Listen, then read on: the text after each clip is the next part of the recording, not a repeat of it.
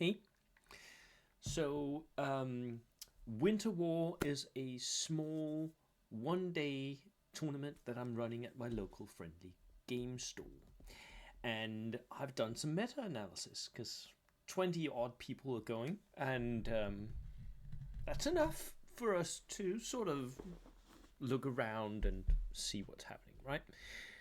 So let's talk about it.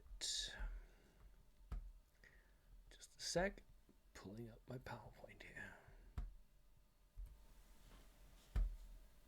Oh, so this is the meta of Winter War. Now the tournament itself is pure V3, um, including sticky objectives and everything. 1250 points, and the only thing that I have changed is that I have not allowed the armies of Germany, um, because it simply collided with the list checking, the deadline for the lists. The book itself came out on the day of the deadline, and few people had it before, and a lot of people wanted to bring it, but I it was too close for me, for comfort. So that's one thing. I disallowed armies of Germany. So it's rule books only, and I have said to the people going that we're going to try and take Warlord Games at their word, and we're going to bring more terrain. Right, each table will have more terrain.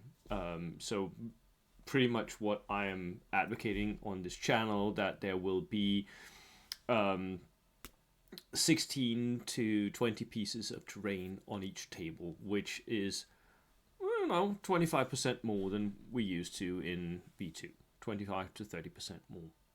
So there will be more terrain. There'll be more line of sight blockers, which means that it should enable some movement, right? That's at least why I'm doing it.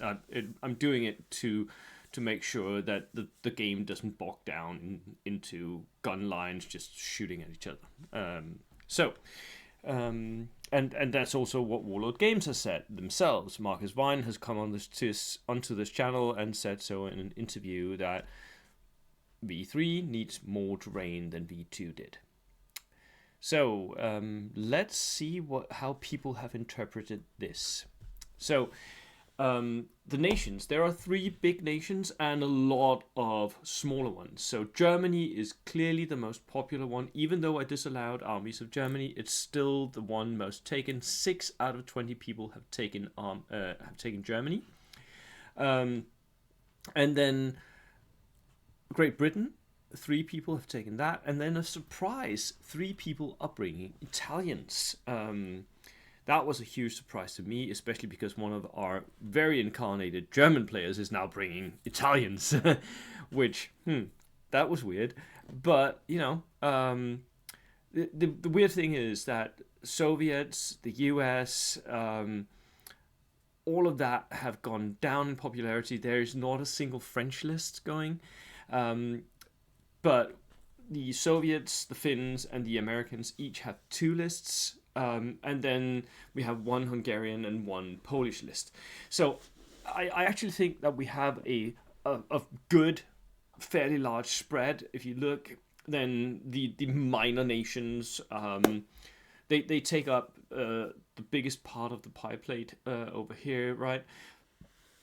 Yes, the 3 great ones are 60%, but I mean it's still quite a lot of it that are a few lists in each nation, right?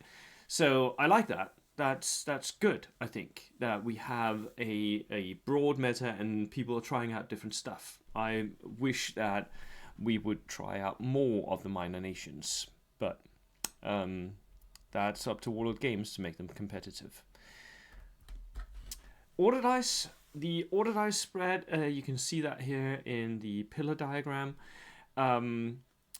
So 18, 19 order dice, that's the most commonly taken count at 1250. We have one person who's bringing a 14 order dice list, a Death Star. But otherwise, we go all the way up to 24 order dice. So there are 3 people bringing above 21 order dice. The average for this tournament is 19.7, which is more than one order dice higher than both Beachhead and Warzone Atlanta. So very high order dice count in this Danish tournament compared to what we're seeing in the UK and what we're seeing in the US. I don't know if this will continue, but it's just a thing to be aware of, that the order dice count here seems to be a little high.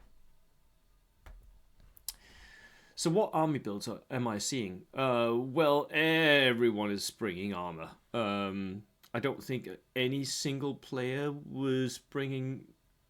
no, everyone is bringing armor. Everyone, by the way, is also bringing at least 3 platoons.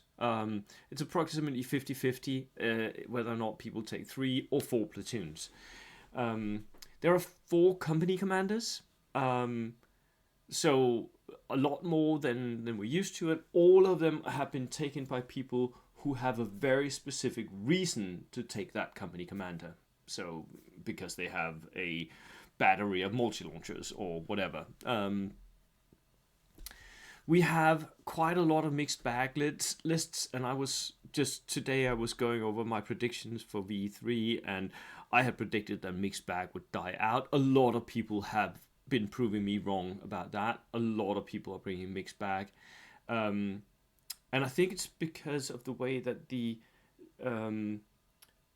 force organization chart interacts with each other, right? If you take a single rifle platoon, it enables you to take one of each of the others, and most people are doing that. Most people are not taking double rifle platoons and then double armor or double whatever.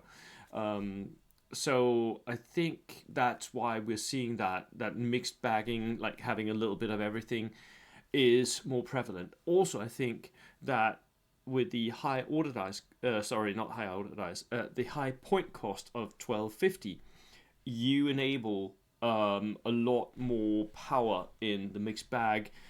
Something I had not predicted, but is actually there right now. We can see this happening as we go.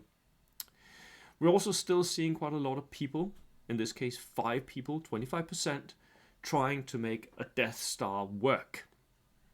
Death Stars here meaning heavier tanks, 9+ tanks. Some of them a lot more than that. So we did see someone do fairly well with a Death Star build in the last tournament that I went to at NTS, where Andreas Rønne, he did very well, came top. He was number 4 or something, I can't remember, but he did very well. He lost to me, but he still performed extremely well with a Death Star list, something I had not predicted, and he is coming again, and he is also again bringing a Death Star list. So that will be interesting to see what happens. What can he make this work, and can other people make this work? Right on this picture here, you can see part of Jonathan's Panther army. He's bringing a Panther. Normally I'd say this doesn't work, but you know, good players bringing it and making the right decisions, they might make it work somehow. I'm also seeing quite a lot of camping infantry, so infantry, regulars, small units of regulars with an LMG style of units. Quite a lot of those, they're everywhere. Rarer, but still present, are air power lists. So we have one American list that has 2 air observers, I believe. Infiltration lists with a lot of infiltrators. Of course, the Soviet scouts being the most obvious one. We have a single massive leaf blower list, which is Benny's Hungarians. And then a couple of people are trying motorized / mechanized lists. At NTS, the last tournament I went to there, one person, Kaspar, my go-to thematic expert, he brought his Italians on the Eastern Front, and he's bringing that again, a little modified because he had a lot more points to spend. What are my predictions? Well, I think one of these three people might win. If I don't win, I think one of these three people will win. I think Torben, he is bringing 19 order dice mixed back Soviets with a couple of Katyushas. He could do well. Or Michael C. He's bringing his Soviet scouts, 19 order dice also. He has a plan, and he has a company commander that doesn't really sit in a gun line army and just snaps twos everyone. And he has a plan with that company commander, and I like the plan, and we shall see if he makes it work. He's been playing a forward deploying army since V2. So he knows his stuff, and if anyone can make forward deploying Soviets work really well, it's Michael.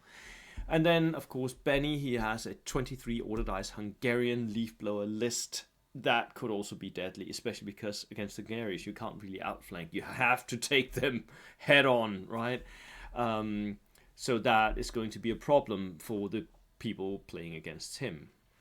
So I think that these three have a decent chance of ending in the top. I myself should have a decent chance as well, just based on, but I didn't want to rate myself because it always feels a little odd doing that. My main takeaways from this tournament is that we have a meta forming, and that is that a lot of lists are using MSU elements with light mortars, AT rifles, 5-man infantry with LMGs. Some of them are spilling into my UFO build where they have a lot of light mortars. Some are even trying out the mortar trick where you buy a medium mortar with a spotter and then have the light mortars being regular. That is, all of that is forming. That's, I think, is a variation on my UFO list that people are trying out. We also have bombardment being formed, and that is more or less, it's a slot you like pull out of the artillery platoon mostly. You buy multi-launchers, 2 to 4 of those, and a company commander, and that is your baseline for bombardment. You see a bombardment unit here in this picture, by the way, which has a flak gun and 2 multi-rocket launchers. These should have a company commander or even maybe a platoon commander because they're German. Each turn, snap 2. The AA gun will go on ambush, and the multi-rocket launchers will just bombard something, double tap that. That's how you use such a small unit, and it's very cheap for what it brings, very deadly, and may need to be nerfed in the future. We shall see. Also, of course, light tanks, especially light tanks with autocannons, are very, very prevalent everywhere in all lists. And a lot of people are still testing out stuff. Air power lists are being tested out. Death Stars are being tested out. Motorized, mechanized are being tested out. Some people are testing barbecuing. Some people are testing assault. And I think that is really good because that means the meta is still not fixed. V3 is doing what it's supposed to. We're all testing out different stuff, different ideas. Some of it will work, some of it won't. Some of it will crystallize into new metas, and I like it. It's fun. It's fun to have this unsettled meta where everything sort of goes still. So, here is a picture of the terrain I am building. I'm finishing up a board that I created for a thematic game day, like some half a year back. Was it a year maybe? Where I built up a board for Normandy, and I'm creating sort of the backside of the beach here. So I'm creating some sand dunes in polystyrene and XPS foam and foam core. And all of this hopefully will get finished in time for the tournament. I'm also working on my ruins here's, which I'm working on the rubble inside the ruins. This hopefully also will get finished in time for the tournament. I still have a week-ish to go. But I wanted to thank Michael C., who not only is playing, he also agreed once he had handed in his list to be the list checker. Thank you so much, Michael. I want to thank Martin Davidson, who is volunteered to come and be an impartial judge so that I can actually play. And Mark Hahovich Christensen, who has also agreed to be a judge and a ringer in case of uneven numbers. Right now we're 20, but there's always one person that calls in sick or something. So yeah, thank you all. Thank you guys for tuning in and listening to this. And meta is evolving, people. See ya. Cheers.